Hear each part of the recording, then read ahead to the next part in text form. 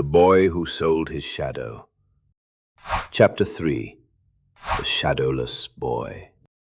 By sunrise, Elias had almost convinced himself the strange footsteps in the forest had been nothing more than exhaustion. The heavy iron chest was real. The gold inside it was real. Everything else, the living shadow, the impossible room within the abandoned mill, the silent farewell from the darkness that had once belonged to him, felt increasingly like fragments of a fever dream. The moment he reached the cottage, however, reality rushed back. His mother was awake. She was sitting upright, not because she had recovered, because another fit of coughing had stolen what little strength she had left. "Elias." Her voice was barely more than a whisper. "You were gone." "I'm here now." He knelt beside her bed, setting the chest on the floor. "I found help." She smiled faintly. "There isn't any help left for people like us." "There is now." He lifted the lid. Golden coins caught the morning light, filling the dim room with warm reflections. His mother stared, at first confusion, then disbelief, then fear. "Elias," her eyes widened. "Where did you get this?" "I earned it." "No." Her voice became unexpectedly firm. "You did not." He hesitated. "It was a bargain." "What kind of bargain?" Silence stretched between them. Finally, he answered with only part of the truth. "I sold something." "What?" "My shadow." She blinked. For several moments, she simply looked at him. Then she laughed weakly. "You always did have a strange imagination." She assumed it was a joke. Elias almost corrected her. Instead, he simply smiled. "It doesn't matter." Perhaps it truly didn't. Within hours, the quiet village of Ashcombe was in an uproar. A physician arrived from the nearest town, then another. Fresh medicines filled the cottage. Warm blankets replaced the threadbare ones. A carpenter repaired the leaking roof. Merchants who had ignored Elias only yesterday suddenly greeted him with cheerful smiles. "Master Thorn, can I interest you in fresh bread? My finest apples are half price for you. If you ever need lumber, you come straight to me." Their kindness appeared almost magical. Yet Elias noticed something unsettling. Every conversation eventually reached the same awkward moment. The merchant would suddenly pause, squint, look down toward the ground, then back at Elias. A puzzled expression crossed their face. It lasted only a heartbeat, then they smiled again, as though they had forgotten what had confused them. Children noticed first. Children always did. Late that afternoon, Elias crossed the village square carrying supplies when a little girl tugged at her older brother's sleeve. "Look." "What?" "He doesn't have one." The boy frowned. "What are you talking about?" "His shadow." The older brother looked. For a second, his face paled. Then he rubbed his eyes. "It's..." His words trailed away. "Nothing." The children hurried off without another word. Neither of them looked back. Days passed. His mother's condition improved. The fever broke. Her coughing became less frequent. For the first time in months, she laughed. Real laughter. The sound filled the cottage like sunlight. Elias should have been happier than he had ever been. Instead, something felt wrong.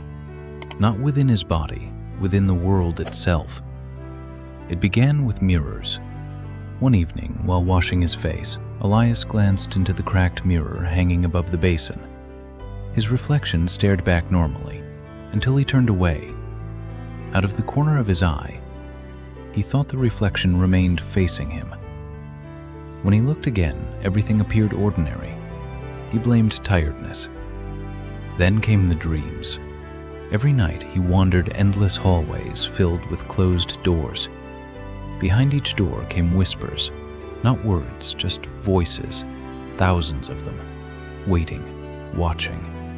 Sometimes he heard footsteps following him through those impossible corridors.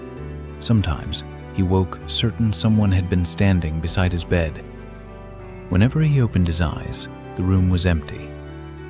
The villagers began behaving strangely around him, not hostile, not frightened, merely uncomfortable.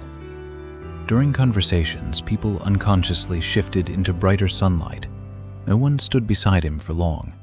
Dogs whimpered when he approached. Cats arched their backs before fleeing. Even horses refused to let him touch them. Old Mrs. Fenwick finally spoke what everyone else avoided. "Elias?" "Yes?" She hesitated. "You seem..." "What?" "Hard to remember." He laughed uncertainly. "I'm standing right here." "I know." She looked genuinely distressed. "But every time I walk away," she pressed trembling fingers against her forehead, "your face becomes blurry." His smile faded. "What do you mean?" "I don't know." She looked at him with watery eyes. "It's like trying to remember someone from a dream." That evening, Elias decided to test something. He stood beneath the old oak tree outside the church. The setting sun stretched every villager's shadow across the grass, except his. Several people noticed. Each reacted differently. One man frowned. A woman gasped softly. A child pointed.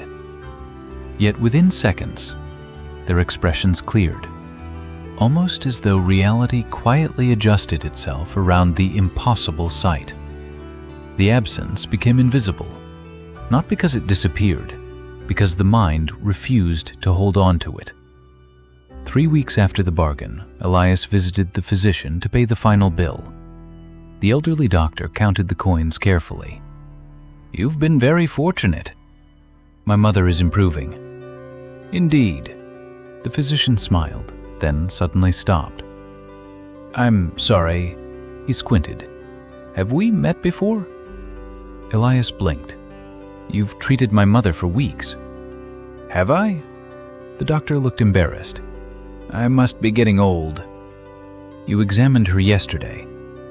"Did I?" A chill crept through Elias. That night, he returned to the abandoned mill. The forest seemed darker than before. The trees leaned closer, their branches intertwined overhead, hiding the moon. When he reached the clearing, the mill stood exactly as before. Warm light glowed behind the windows. The door opened. "I expected you sooner." Mr. Umbra stood waiting. "You lied." Umbra tilted his head. "Did I?" "You said nothing would happen." "I said nothing would hurt." "You never mentioned this." "This?" "People..." Elias struggled to explain. "Forget me." Umbra remained silent. "My reflection acts strangely. My dreams, the animals, they're all changing." Umbra sighed quietly. "I wondered when you would notice." "You knew." "I suspected." "You promised." "I fulfilled every promise." "No!" Elias stepped forward angrily. "You said I'd lose nothing I couldn't live without." Umbra regarded him calmly. "And you have not." "I am disappearing." "Not physically." "Then what?" Umbra walked toward the fireplace. "Tell me, Elias, when you think of a person, what makes them real? Their memories, their voice, their choices." Umbra nodded. "And what silently accompanies every living moment of their existence?" Elias's stomach tightened. "My shadow." "Exactly." Umbra looked into the flames. "A shadow is not merely darkness. It anchors a life. When sunlight records your existence, it is your shadow that writes your name upon the world." Silence. "When you sold yours," Umbra continued softly, "the world began forgetting how to read you."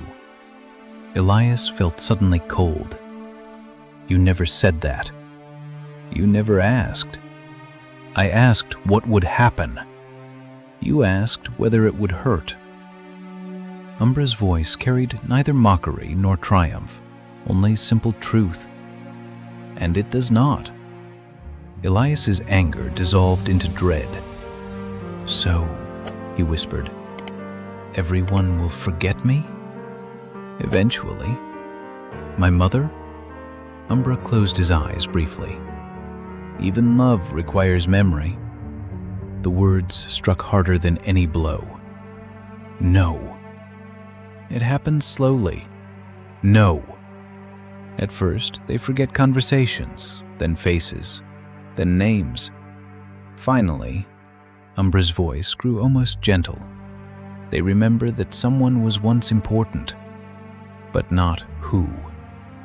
Elias stumbled backward. "There has to be a way." "There usually is."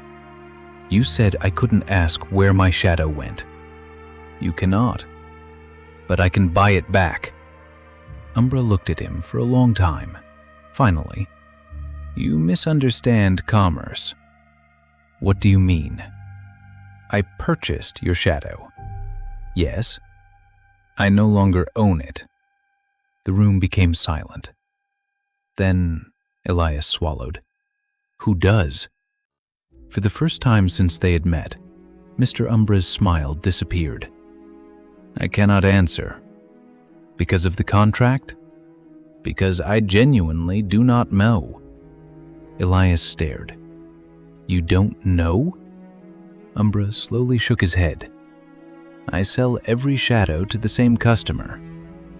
"You've never seen them?" "No." "Never spoken to them?" "No." "You just—" "I leave the boxes, and when I return, they are gone." A fire log cracked loudly. The sound echoed like distant thunder.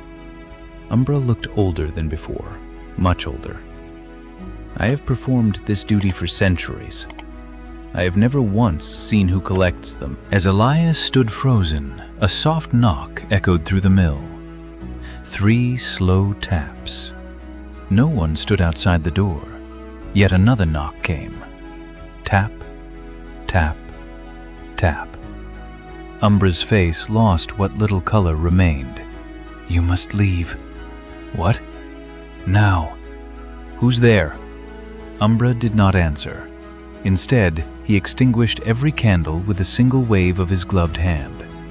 Darkness swallowed the room. Only the fireplace remained lit. Another knock, closer this time, not on the door, on the wall, as though something outside were walking around the mill, searching. Umbra spoke in a voice barely louder than a whisper. "It has never come this early." "What has?" No answer. Instead, Elias noticed something impossible. The firelight behind Umbra stretched a long shadow across the floor. Except, Umbra had no shadow. The dark shape belonged to something standing directly behind him. Something impossibly tall. Something with far too many arms. And just before the last ember in the fireplace died, 2 pale eyes opened within that shadow and looked directly at Elias.